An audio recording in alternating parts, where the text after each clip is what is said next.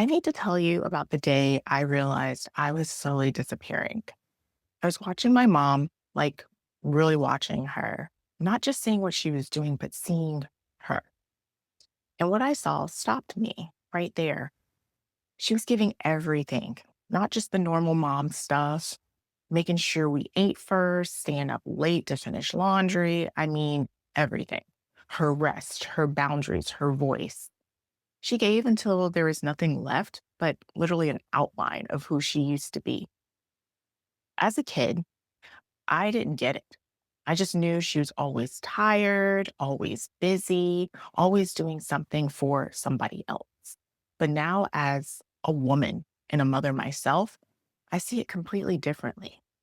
I see how overgiving became her love language, how it made her feel needed, worthy, and even safe. And I also see what it cost her. She didn't get to have bad days. She didn't know how to say no without drowning in the guilt afterwards. And she didn't trust that just being her was enough. She had to prove her worth by constantly doing. And maybe the hardest part to admit, she never truly let anyone care for her because when you're always the one giving, you don't leave much room for being held.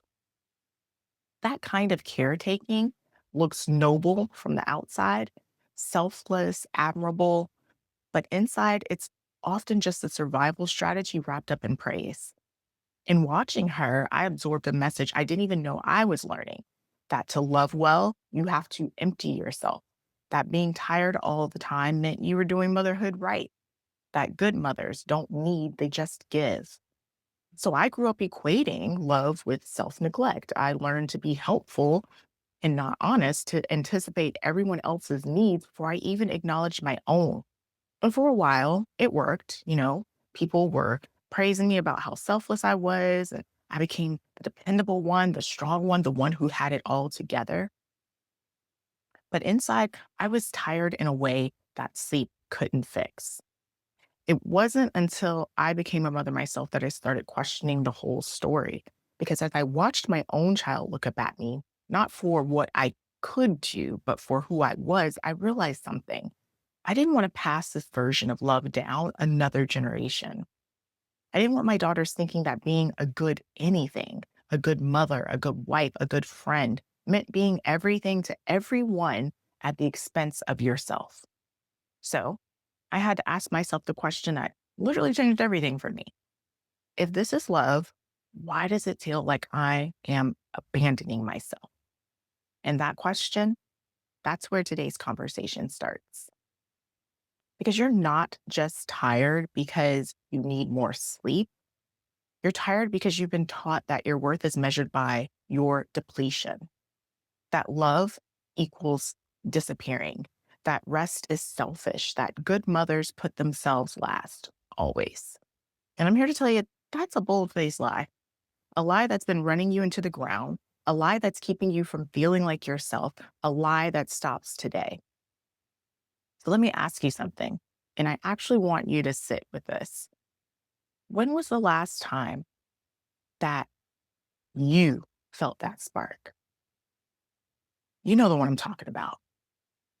That feeling where you're connected to yourself, not because the house is tidy and clean or the kids are behaving and everything's going according to plan, but just because you felt alive, not scrolling through social media until the wee hours of the morning, not zoning out between putting someone in timeout and starting dinner. I mean, actually present in your own life.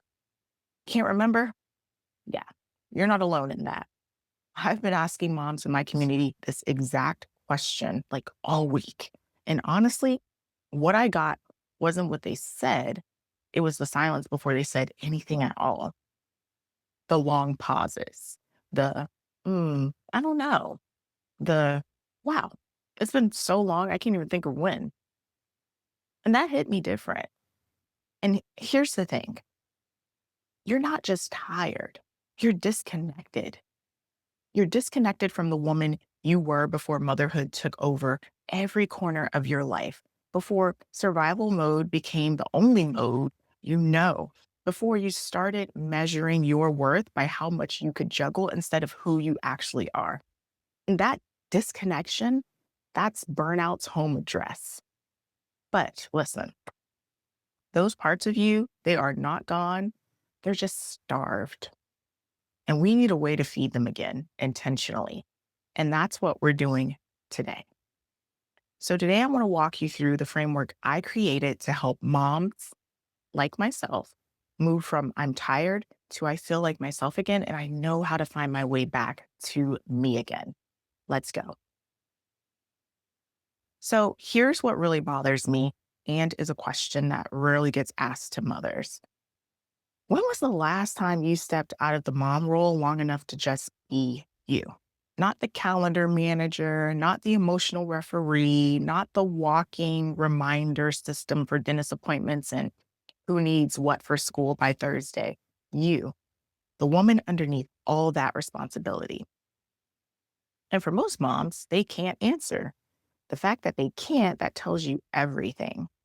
And I think about this a lot, actually. For me, it goes back way to 2009. It's my last year in college, getting ready to graduate in the fall. I met my then college sweetheart, but now husband back then.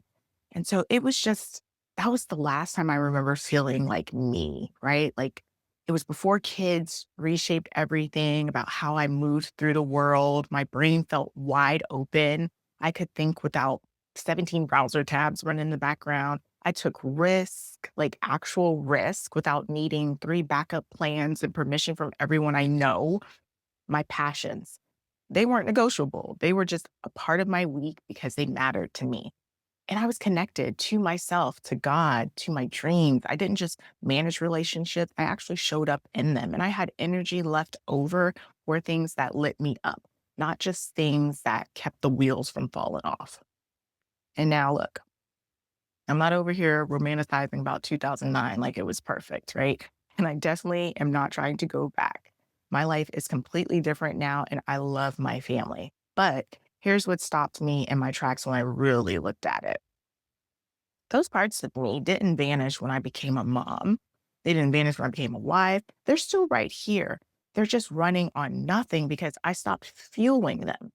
I stopped acting like the things that made me feel like me actually mattered. And when you stop feeding those parts of yourself that keep you grounded, that keep you steady, you don't just get tired, your soul gets tired. That's a completely different level of exhaustion.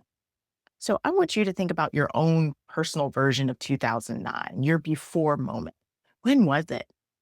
What year would you go back to if you could? What did you do then that made you feel genuinely alive, not productive, not accomplished, but alive? What brought you joy for no other reason than it just did? What gave you that deep soul level peace? Now, the harder question, when's the last time you actually did any of that? When's the last time you even thought about doing it? Because somewhere along the way, and I don't know exactly when it happened for you, but somewhere you reclassified those things. They went from essential to who am I to optional to maybe when things calm down to I can't think about that right now because it's kind of selfish. But the truth that nobody wants to say is that you're never going to magically have time for this stuff. You have to decide it matters enough to make time. And that's the shift we're making today. So most moms stay exhausted, not because they're not sleeping enough, though let's be real, they're not, but because they never return to who they are, return to what lights them up, return to the things that used to make them feel like a whole person and not just a function. You're in service mode 24/7. That's like being in survival mode. You're hyper responsibility mode where you're tracking everyone's emotional temperature. You're trying to keep the peace. You're anticipating needs before people even ask. And I'm not saying stop caring for your family. That's not what this is. But when you're running like that with no breaks, no refueling, no coming back to yourself, your body is keeping receipts. And eventually the bill comes due. So the thing is, these aren't just random habits you picked up. These are messages you inherited. scripts that got passed down like family heirlooms, and they don't always show up harsh or obvious. And sometimes they show up dressed as wisdom, right? But they make pop up as this is what good mothers do, as love. But if you listen closely, you'll hear what they're really costing you. So, for instance, you're tired, you can rest once the kids are in bed. Translation, your needs come last, always. The voice in your head, so what if I'm about to break? Or how about this one? You're stressed. This is just what parenting is. It's hard. Translation, exhaustion is your badge of honor. The voice in your head, so I should just suck it up, right? Hmm. You're emotional, you don't have time to fall apart. You just got to get things done. Translation, feelings are inconvenient. The voice in your head, if I slow down, I'm failing. You see, these aren't just bad habits, they're survival strategies passed down by people who were doing the best they could with what they had. But again, just because these messages help someone survive their life doesn't mean they're supposed to run yours. And if you don't stop and name them, if you don't see them for what they are, they'll keep leading. They'll keep telling you that rest is selfish, that your needs don't matter, that love equals depletion. I actually dive deep into these inherited patterns in my new book, Break the Cycle, Not Yourself. And I show my moms how to identify them, how to interrupt them, how to replace them with something that actually serves them and their families. If you want the full roadmap for this work, there's a QR code on your screen right now. Grab it if that's something that is resonating with you. But for today, I want to give you the framework that's going to help you start breaking free right now. Because research backs this up. Burnout happens when you drain three tanks. Those three tanks being physical energy, emotional energy, and mental energy. But again, the thing that no one tells you is that what refuels your tanks is completely different from what refills mine, right? Or your sisters or your best friends. Maybe you need a walk outside to rest, but maybe your sister needs to be alone in a quiet room for like 30, 40 minutes. Maybe your best friend needs to laugh with people she loves. Maybe your mom needs to move her body. There's no template here, which is exactly why you have to pay attention to what actually works for you, not what some influencer says should work. And here's where it gets worse. When you're running on empty, you cannot regulate yourself. You cannot get yourself back to that stable place of being. And when you can't regulate yourself, you definitely can't co regulate your kids. So when your kids don't get that steady presence from you, their behavior gets bigger. And when their behavior escalates, you get even more depleted. It's a loop and it feeds itself.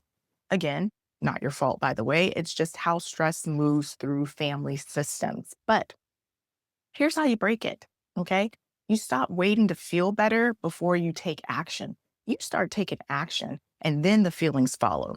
You see, most people think it works like this. When I feel less exhausted, then I'll start prioritizing myself. And my friend, that is backward. You start doing the things that reconnect you to yourself, even when you don't feel like it, even when it's uncomfortable. And then you start feeling less tired. That's the actual order. And that's what this framework is designed to walk you through. So let's get into it. This is what's going to move you from chronic exhaustion back to that clarity, that identity, joy, and energy. And no, it's not about adding 17 more things to your to do list. I dare not do that. It's about reconnecting with what already matters to you. So let's start with the framework. I call it the Reignite Framework. And we're going to walk through each step that will help you be able to get back to that steady, self identifying presence that you need to stop this cycle of burnout. The first being recognizing you're tired, right? Self explanatory, but the first thing, you've got to get specific, right? Where is your exhaustion actually coming from? Is it relational? Like, are you emotionally spent from being the emotional center of gravity for everyone in your house? You're managing feelings, you're keeping peace, you're holding it all together. Is it mental, right? Is your brain just done? Is it tired? Too many decisions, fatigue, too much planning, too much anticipating what everyone needs before they even know they need it?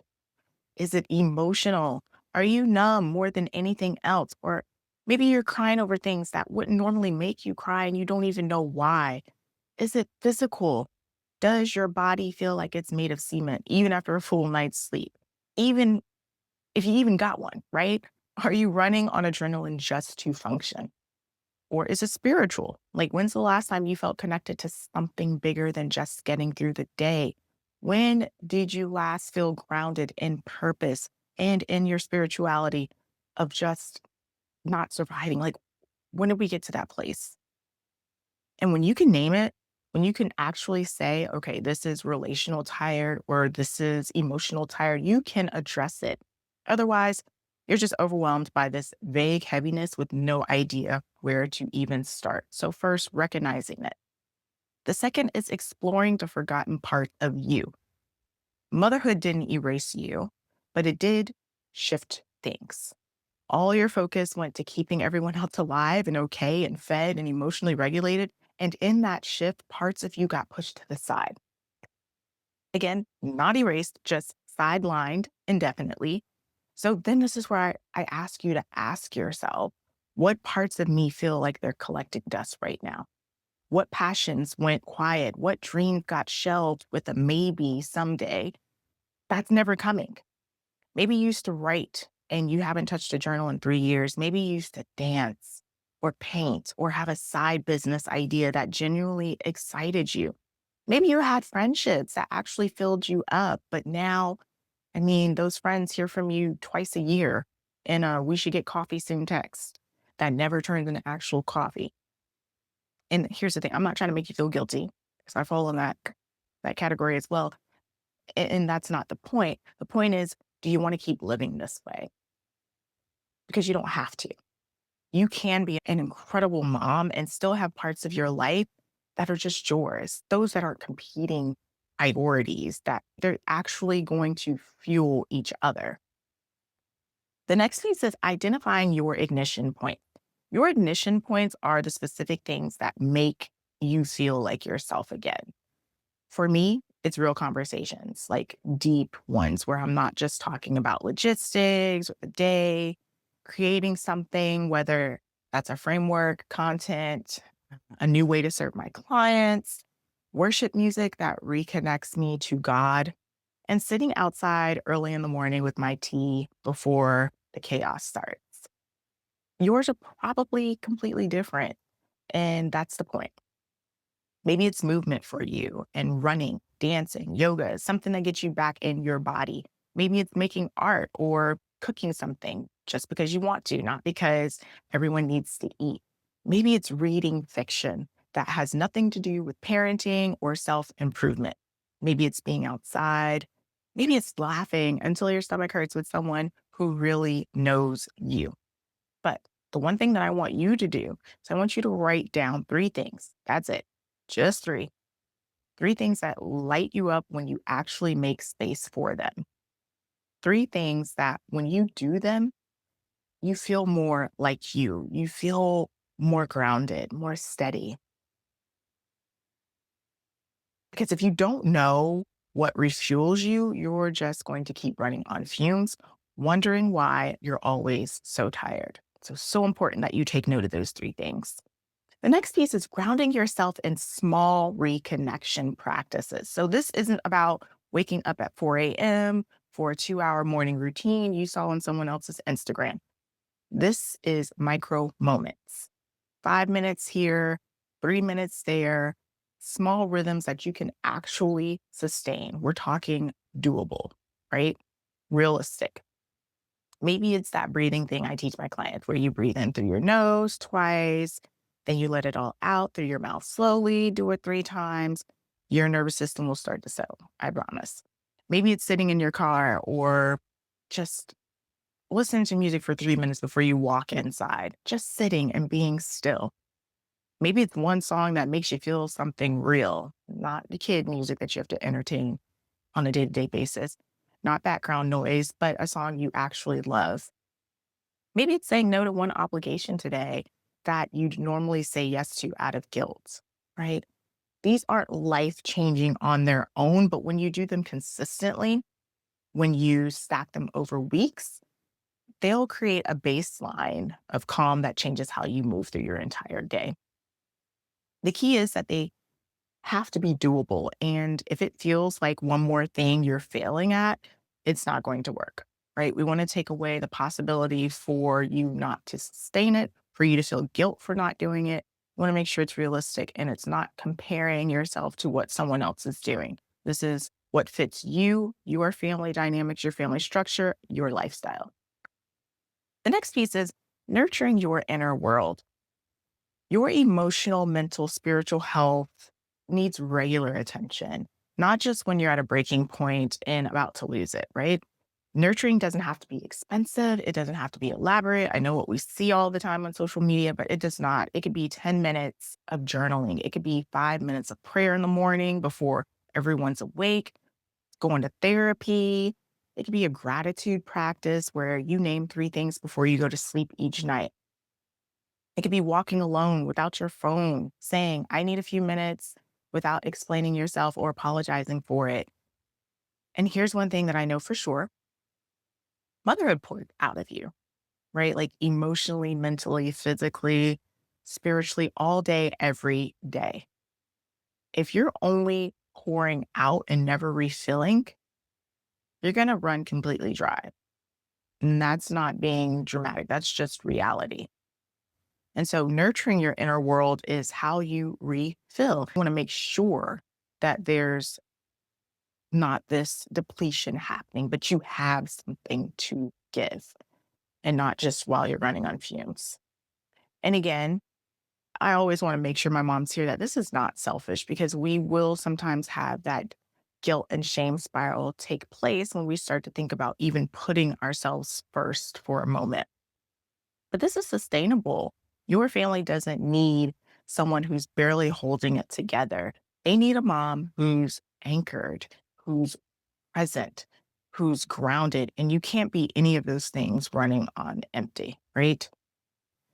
The next piece is being able to implement your identity protecting boundaries. And by this, I mean, this is where we get real. This is where those generational cycles actually break. So, where are you giving from guilt instead of genuine capacity?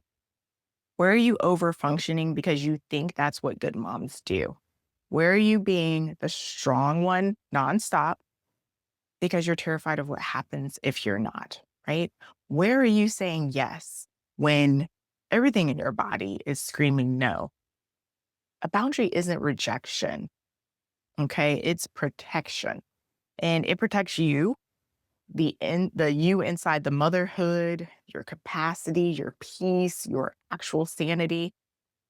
And without those boundaries, you slowly start finding yourself getting frustrated and feeling like you're disappearing, losing yourself amongst all the things that are happening. So you become the person who does everything for everyone and has nothing left for herself. And then you resent everyone, including yourself. So, what does this actually look like in real life? It's saying, listen, I can't take that on right now without a 5-minute explanation justifying why. Just let that be enough. It's telling your kids, I don't want to play that game right now, but I will sit here with you while you play. It's not answering every text the second it comes in just because someone sent it. It's letting some things be good enough instead of perfect. It's asking for help before you're drowning instead of waiting until you're going under for the third time. It's it's our capacity that we have to pay attention to, because your capacity is information. And when you honor it instead of constantly overriding it, you stop the burnout right in its tracks. One of the other steps is tracking your energy returns. This one's simple and super powerful, because when you start paying attention to what actually restores you and what drains you, you receive key insight into how you can maintain this new routine and rhythm. Maybe you notice that 20 minutes on Instagram doesn't actually make you feel better, just numbs you out temporarily. Maybe you notice that 10 minutes outside in the morning shifts your whole day. Maybe you notice that saying no to one thing creates breathing room for the first time in weeks. Track these, notice them, write them down if you need to. The point is that we hold on tight to these small returns of energy for awareness.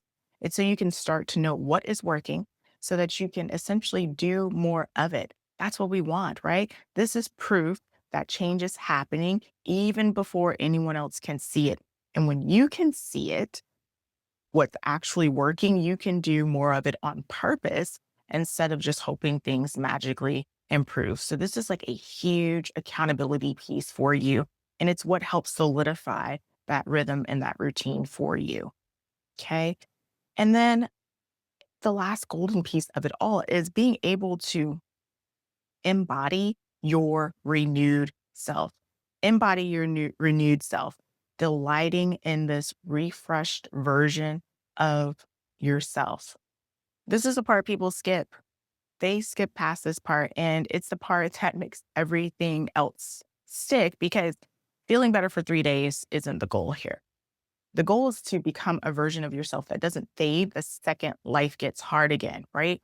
It's a version that's rooted. It's not reactive, it's grounded, it's not scrambling around. And so I personally invite you to ask yourself these questions. What does the renewed version of me feel like? Not what does she do all day? What does she feel like in her body and in her spirit? How does she make decisions, right? How's she moving? Is she choosing from fear and obligation or from clarity and intention? What does she no longer tolerate? That's those boundaries coming in. What boundaries has she put in place that actually protect her peace, right? What rhythms are keeping her grounded? We talked about those routines and making them realistic, making them doable, making sure you're not comparing yourself to what everyone says is the norm. What does she do daily, weekly, monthly to stay connected to herself? How does she show up in motherhood? Is she parenting from depletion or from wholeness, from the edge or from her center? What does that look like? Embodying your renewed self means you don't just feel different for a hot minute, you live different. That's the difference. You become anchored in who you actually are, not who you think you're supposed to be or who everyone else needs you to be, right? That version of you, she doesn't disappear when things get hard because she's not a feeling that comes and goes based on circumstances. She's a way of being that you've chosen and practiced until it became who you are. And this is where my Reignite framework connects to everything I write about in my book. You're not just managing symptoms anymore, you're actually transforming how you show up. So here's what I want you to take with you. You're not tired because you're weak or because you're not cut out for this or because something's wrong with you as a mom. You're tired because you've been living disconnected from the parts of you that give your life meaning and clarity and joy and direction. You've been on autopilot for so long, just survive the day, just get through it, just make it to bedtime that you forgot what it feels like to actually be present in your own life. But you can reconnect, you can reignite, and you can root yourself again. And if you're sitting here thinking, I want this, but I don't even know where to start with my own life, that's exactly what my peace over pressure sessions are for. This is where we take everything you just learned in the Reignite framework and apply it to your specific situation. So we'll identify which type of tired you're actually experiencing, what's draining your three energy tanks. And we'll create a realistic plan to reconnect with yourself that actually fits your life. Because the framework is powerful, don't get me wrong, but having someone walk beside you as you implement it, that's where real transformation happens. So, again, the link to book a Peace Over Pressure session is in the description below. But here's what I want you to do this week, my friend. I just want you to pick one step from this framework, just one. Maybe you're going to name where you're tired is actually coming from. Maybe you're going to identify one thing that lights you up and schedule 30 minutes this week to do it. Maybe you're going to set one boundary that protects your capacity. All I want you to do is just pick one and start there, because one small, consistent action will help you create transformation that actually lasts. So you deserve to feel like yourself again, not someday when life slows down, because it won't, not when your kids are older, not when you finally have it all figured out. Now, this week, today. Because a mom who is grounded, who is anchored, rooted, and connected to herself, she doesn't just survive motherhood, she leads it. So I thank you for being here again, my friend. Thanks for choosing to break cycles instead of repeating them. And thank you for investing in you, because a healed, anchored mom, she changes everything in that house. Once again, if you enjoyed this video, please like, subscribe, follow me for more videos just like this one, and I will see you again on the next one. Take care.